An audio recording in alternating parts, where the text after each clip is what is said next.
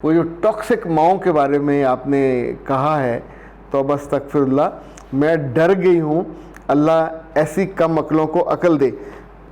पर कभी कभी बाज़ बच्चियाँ लिटरली रोते हुए कहती हैं कि सर मेरे मियाँ ने मेरी मोहब्बत में मेरी बहन के लिए एक बेहतरीन रिश्ता ढूंढा अपने ख़ानदान में, वो रिश्ता हो गया पर मेरी बहन की आदतों की वजह से नहीं चल सका।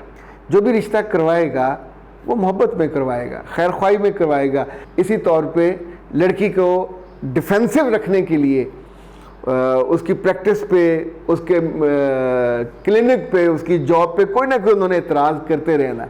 उसने अगर आपके लिए एक भला चाहा और वो भला आपकी वजह से ख़राबी में बदल गया, बुरा हो गया, या वक्त नहीं थे, आप दोनों की किस्मत में वो खुशी नहीं थी, तो अब नहीं तलाश कर लो। बिस्मिल्लाहिर्रहमानिर्रहीम। खातिन हज़रात, मैं अख्तर अब्बास और अभी मैंने डांट पढ़ी है, तो डांट पढ़ने के बाद मुस्कुराता हुआ मेरा सलाम आप तक पहुँचे। ये हैं जी शगुफ्ता यास्मीन, उसने बाकायदा डांटा है। आपको नहीं पता कब्र में मुनकर नकीर होते हैं, कंधों पे करामत कातबीन होते हैं। जी बेटा बिल्कुल होते हैं। असल में दोनों से मेरी मुलाकात नहीं है, तो इसलिए वो लफ्ज़ ऊपर नीचे हो गए। मैं माज़रत खा हूँ और आप दुरुस्त फरमा रहे हैं। अच्छा जी, इरफाना बाबर कहती हैं कि सर वो जो टॉक्सिक माओं के बारे में आपने कहा है, तौबा अस्तगफिरुल्लाह, मैं डर गई हूँ, अल्लाह ऐसी कम अक्लों को अकल दे। बेटा जी, टॉक्सिक जो हैं रिश्ते, कभी कभी तो यकीन माने मैं हैरान रह जाता हूँ कि ज़िंदगी में जिन जिन लोगों के साथ हमने अच्छा किया होता है, मोहब्बत की होती, उनका भला चाहा होता है। लाइक अब मुझे बहुत ज़्यादा वास्ता पड़ता है जब लोगों की बच्चियों की शादियां नहीं होती। आपको पता हमारा अदारा भी है मैच मुबारक, उसमें लोग शादी के लिए आते हैं, तो हम कोशिश करते हैं कि उनका मैच, हमारी टीम है जो उनका मैच करा देती है। पर कभी कभी बाज़ बच्चियाँ लिटरली रोते हुए कहती हैं कि सर मेरे मियाँ ने मेरी मोहब्बत में मेरी बहन के लिए एक बेहतरीन रिश्ता ढूंढा अपने ख़ानदान में, वो रिश्ता हो गया पर मेरी बहन की आदतों की वजह से नहीं चल सका।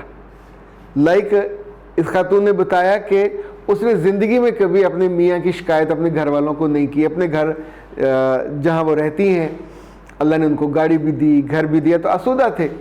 अब 100 ऊंच नीच होती है, उसने कभी अपने घर फ़ोन करके, वो कहती है कि मैं आपकी वीडियो सुनती थी और मैंने ये सीखा और मैंने कभी बात नहीं की। तो उनकी जो छोटी बहन ने ये समझा कि ज़िंदगी तो ऐसी है, मैं भी जाऊंगी, जाते ही राज करूंगी और हर चीज़ मुझे मिल जाएगी। और जब वो गई तो उसने बदजुबानी से, बदलिहाजी से, डिमांडिंग एटीट्यूड से और कंप्लेनिंग एटीट्यूड से अपनी शादी के उस प्यारे से बंधन को 3.5 माह के अंदर बर्बाद कर डाला। फिर वो रूठ के घर आ गई और फिर वो ज़िद में पड़ी रही, अपनी गलती उसने नहीं मानी, यानी बिल आखिर अलहदगी हो गई। बहन ने कहा कि मेरे मियाँ ने, ज़रा उसका कोई मुफाद नहीं था, उसने तो मेरी खुशी के लिए, मेरी चाहत के लिए, या मेरी यूँ समझें कि गुडविल के लिए ये रिश्ता एफ़र्ट किया।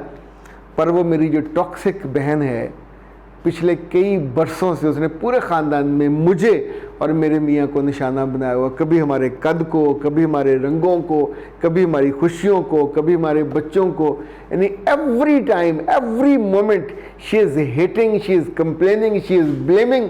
और वो कहती है मुझे इन्होंने बर्बाद कर दिया। अब आप सोचिए, कभी आप भी ज़िंदगी में किसी का भला करो, किसी का रिश्ता करवा दो। जो भी रिश्ता करवाएगा वो मोहब्बत में करवाएगा, खैर ख्वाही में करवाएगा, बेस्ट ऑफ द बेस्ट चुनेगा, आपको दे देगा। अच्छा, अब वो आपकी आंखों पे पट्टी नहीं बांध रहा, वो सिर्फ वसीला बना है उस तक पहुंचने का। उसको जज आपने करना है, उसको देखना आपने है, उन लोगों से मिलना आपने है, लेन देन आपने करना है। अगर लेन देन, पिछले दिन मुझसे एक फैमिली ने पूछा कि जी जहाँ हमारी मंगनी हुई है 7 माह हो गए, उन्होंने कभी कोई तोहफा नहीं दिया।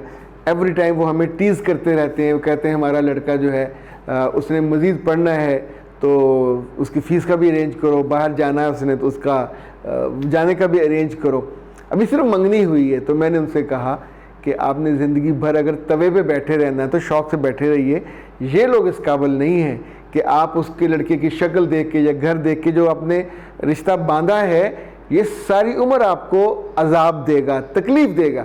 अच्छा, आप सोचिए कि मैं तो एक तीसरा फ़र्द हूँ, अगर मैं लोगों के तजर्बों या मुशाहिदों से सीखता हूँ तो जो खुद भुगत रहे हैं, यानी जब भी वो आ रहे हैं खाली हाथ आ रहे हैं, जब भी उनका फ़ोन आ रहा है तो इनको परेशानी हो रही है कि यार कोई ना कोई इन्होंने, वो कहते हैं कार्रवाई पा देनी है।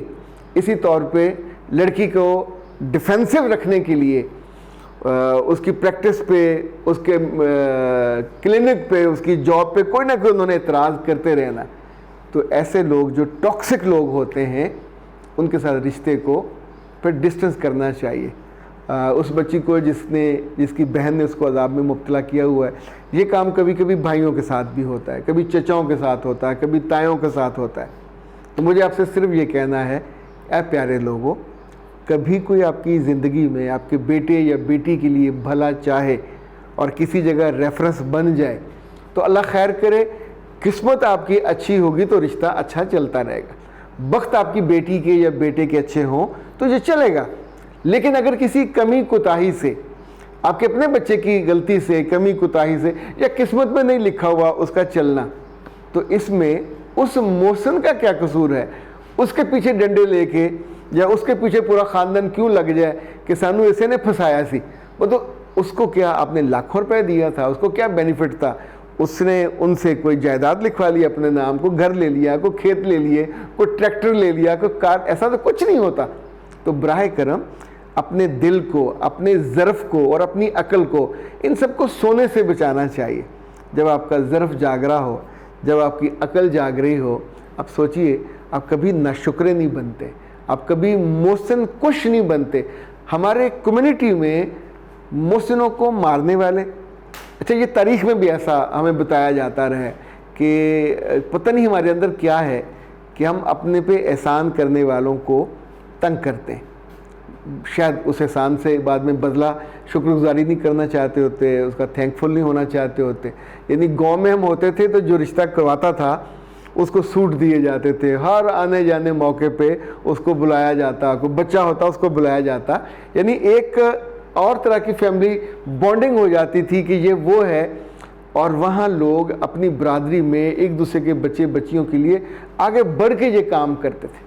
वहाँ मैंने लोगों को इस बात पे कम लड़ते देखा, लेकिन जैसे जैसे ये अकल आई, जैसे जैसे ये इल्म और पढ़ाई आई, तो वैसे वैसे लोग सोचते हैं कि जिसने आपको हेल्प आउट किया आपका नौकर है क्या, आपने उसे पैसे दिए हुए हैं, या आपका वो मुलाजिम है कि जिसने आपका ये काम किया, वो आपका बहनोई है, भाई है, भाभी है आपकी। उसने अगर आपके लिए एक भला चाहा और वो भला आपकी वजह से ख़राबी में बदल गया, बुरा हो गया, या वक्त नहीं थे, आप दोनों की किस्मत में वो खुशी नहीं थी, तो अब नहीं तलाश कर लो। नया किसने रोका है? जब पहला आ रहा था, खुद आंखें खोलें, खुद दिल खोलें, खुद अपनी वैल्यूज़ के मुताबिक, अपने मिजाज के मुताबिक उसको पसंद करें। मजबूरी नहीं है कोई, किसी ने सर पे कोई क्लाशनकोफ नहीं रखी होती। तो इसलिए बाद में अपनी ज़िंदगी और रिश्तों को बर्बाद मत कीजिए। ये जितनी लड़कियां या औरतें ज़ुबान दराजी करती हैं अपने ही रिश्तों पे, उनकी तकलीफ़ का और कभी कभी तो फिर बद्दुआओं का भी वो बनती हैं मूजब। बहुत बुरा चॉइस है, नहीं करना चाहिए। अपने तर्ज़ अमल को और अपनी सोच को सिरात मुस्तकीम पे रखना चाहिए, शुक्रगुजारी के साथ। नाशुक्र इंसान तो सच्ची बात है परेकाह के बराबर भी नहीं होते। परेकाह पता ना, घास का जो सूखा हुआ टुकड़ा होता है। अख्तर अब्बास को दीजिए इजाज़त। अस्सलाम वालेकुम।